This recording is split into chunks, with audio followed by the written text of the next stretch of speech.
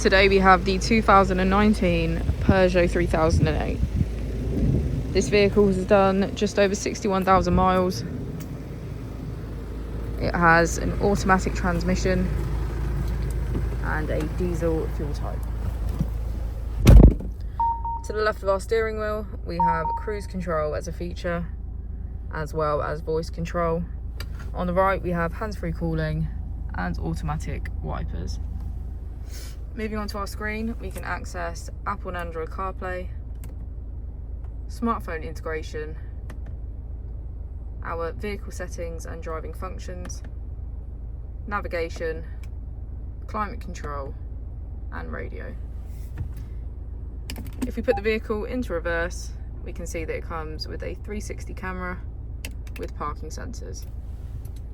We have heated seats on either side, as well as sport mode.